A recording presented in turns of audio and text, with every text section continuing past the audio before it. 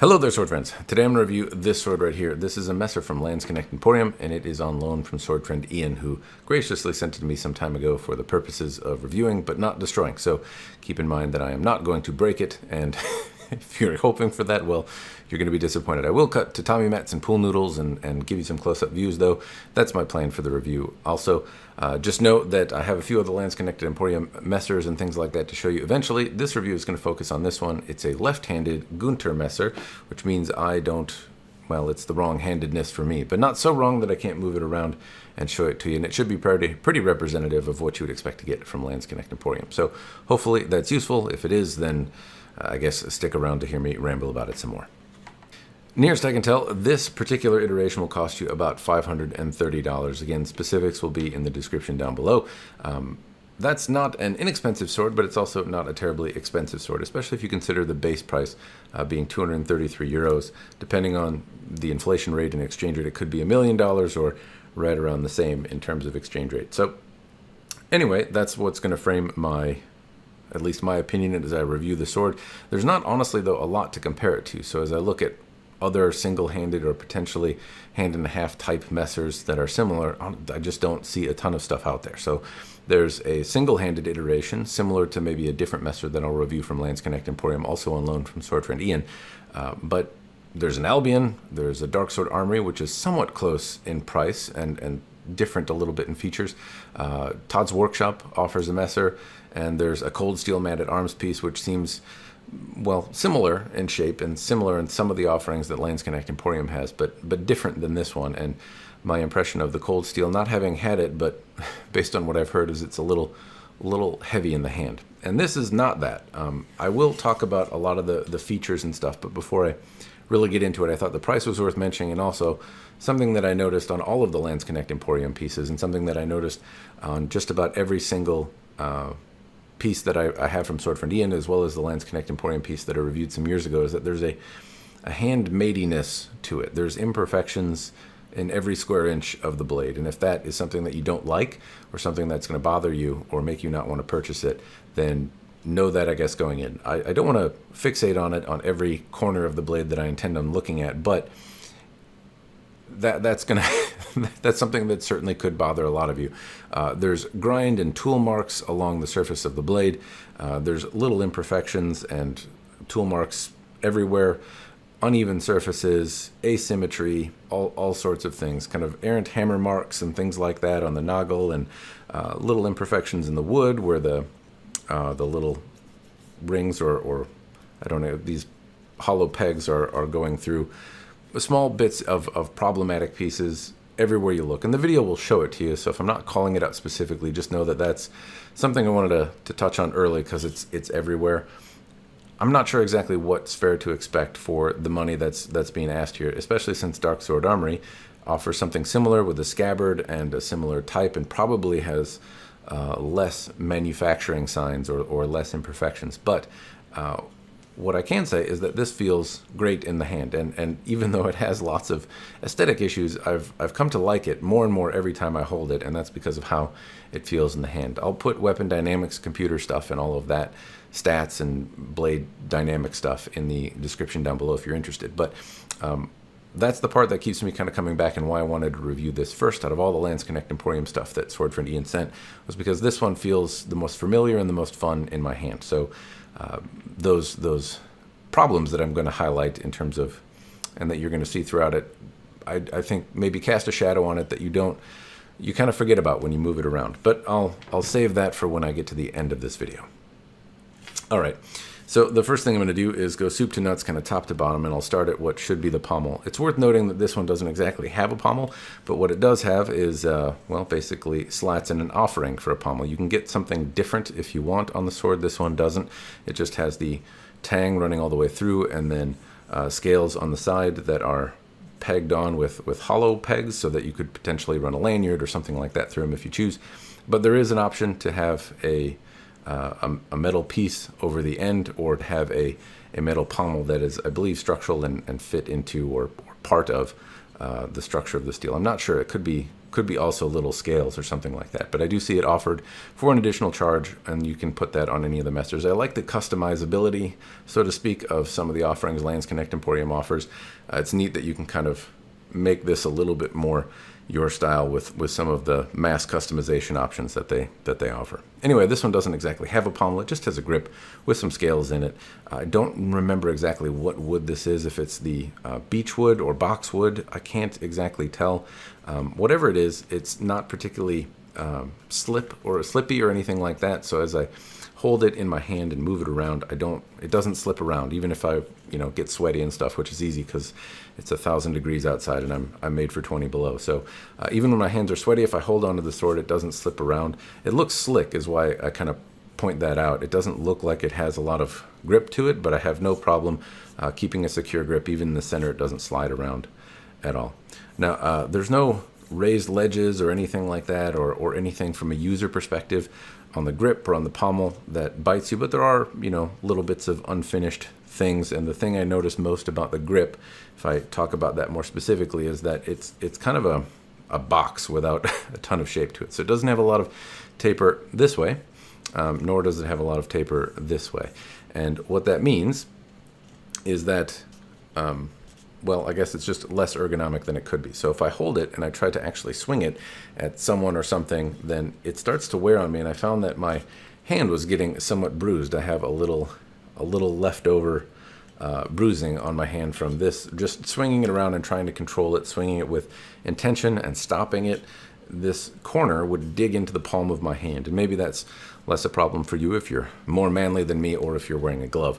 But I do want to point out that repeated swinging, particularly with one hand, was uncomfortable. Not that I felt out of control or that it slipped around, but it certainly caused some discomfort that could be improved by potentially better ergonomics. Just not something that I've noticed with other swords that have dug into my hand without digging in because of a ledge or something like that. And here, the edges are chamfered in such a way that they're not sharp. Nothing is gouging me, but it did leave an imprint, so to speak.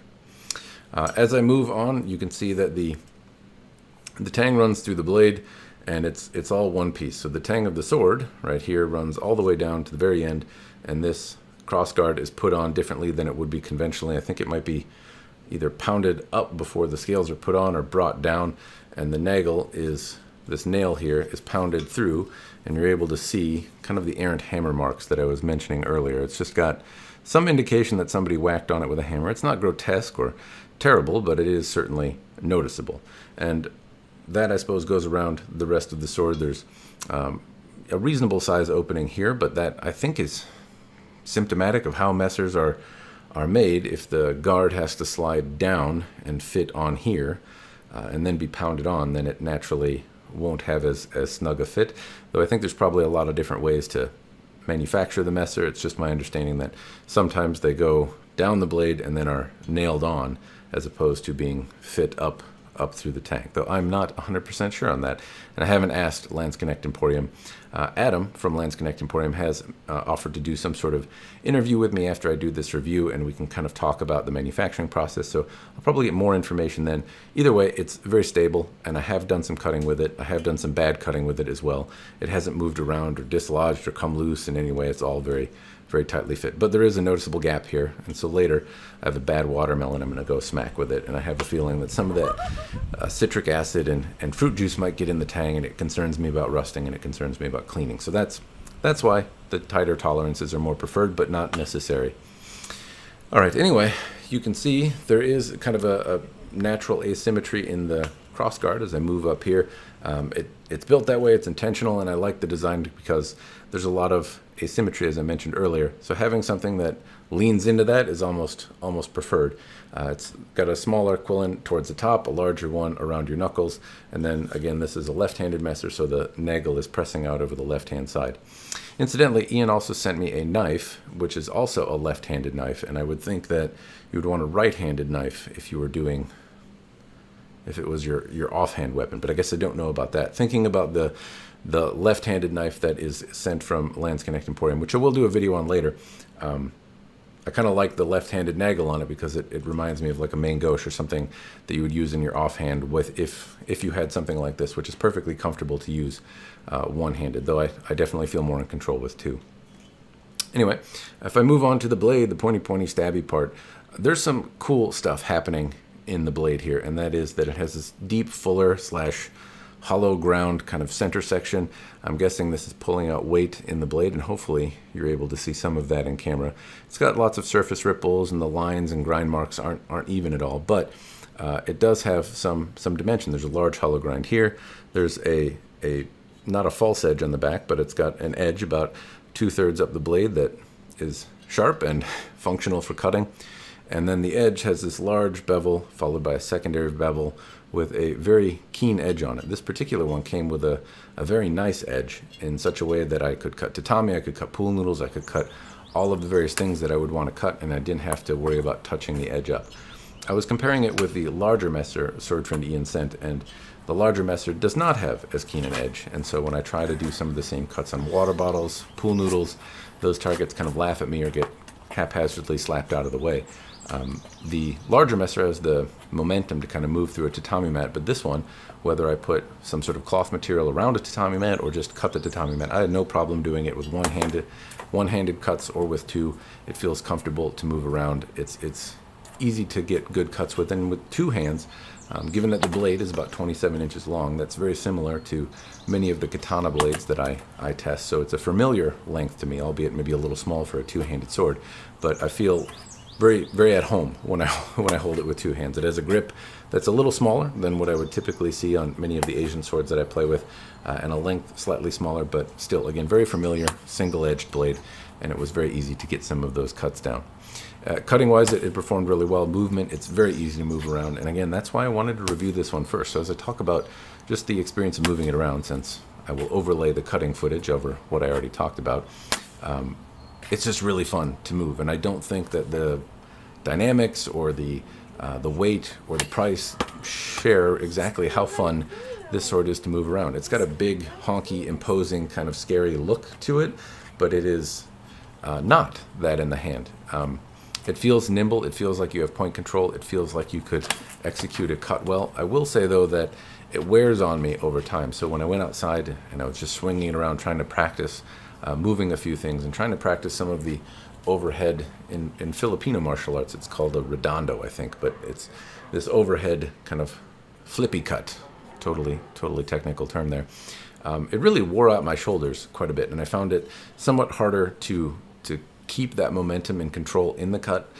If I hold it still, I can pivot the point around, I feel in control, but the weight does wear on me a little bit. In two hands, it's really easy to get a good chop, but with one hand, to get that momentum and stop it and stay in your guard or stay in an offensive posture or keep your point pointed at the other guy, it did start to wear on me a little bit more. So while it feels nimble, it does take some muscle to get moving and stop and stay in control. But at the same time, really fun to move around. I really enjoyed the experience with it, and that's the gist of this particular sword from Landsknecht Emporium.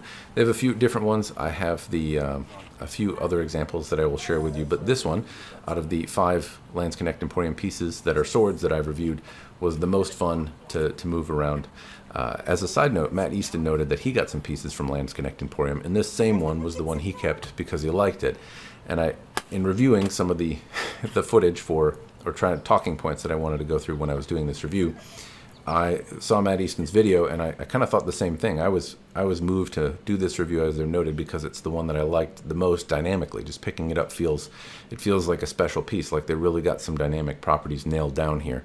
And it sounds like he was a fan of the sword for similar reasons, having a few others to choose from. So anyway, I really like this one, and that's why it's probably not going to be a surprise if I answer the question, do I personally think it's worth it or not?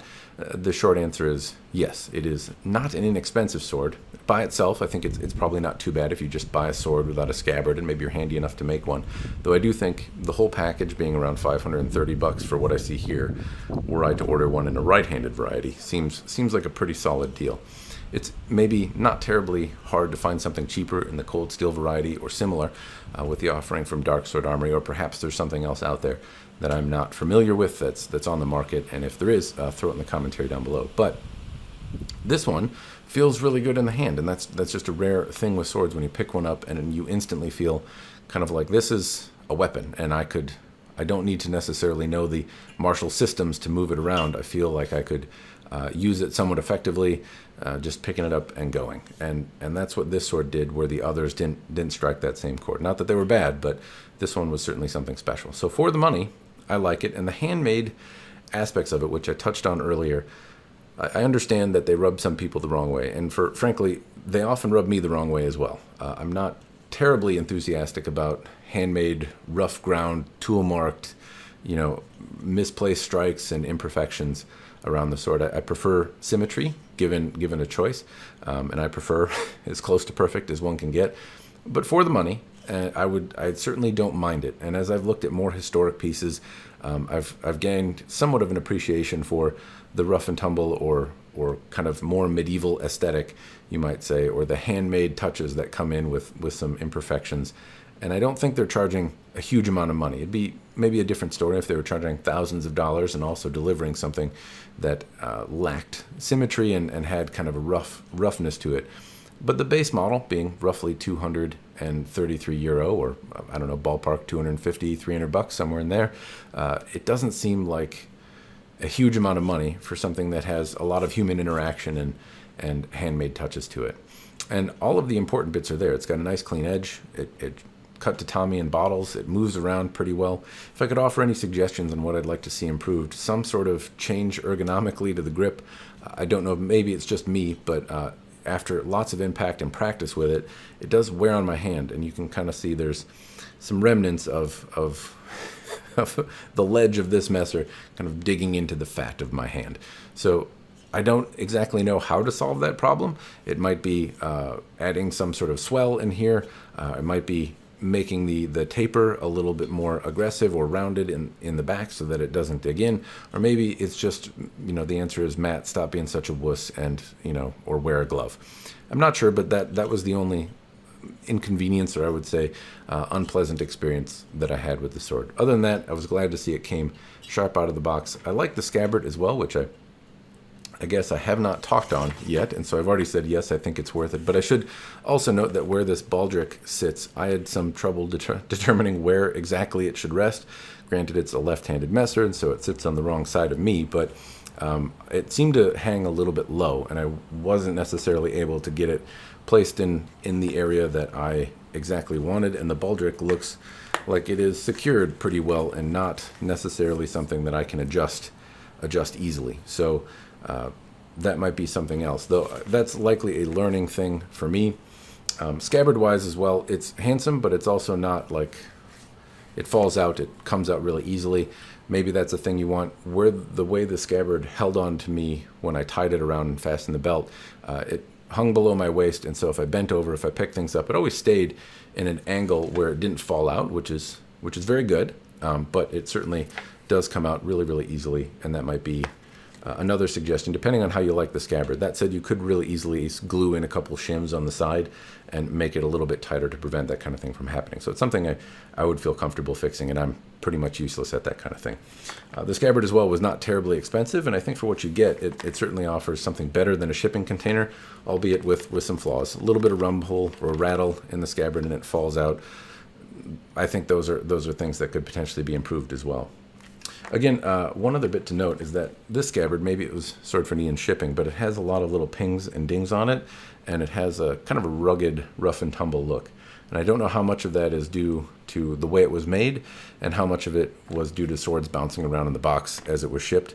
But just another thing I'm supposed to be aware of, that this one came with some pings and dings and scuffs. And so if I just look at the leather, though, it has kind of a different texture, different coloration across the leather. Some spots are darker, some are lighter, and I think that's in the manufacture process. Still, you get a scabbard, it seems functional, and it does most of what you'd want a scabbard to do, and at least is in a way that you could adjust it and have it be tighter if that's your objective. and it's not a huge amount of money. So that's about all I can really share about this sword. I really like it. Tip of my hat to Landsknecht Emporium. I'm very tempted to buy one, and that's all I got. So if you have any questions, thoughts, comments, throw them down below. As always, cheers and thanks for watching.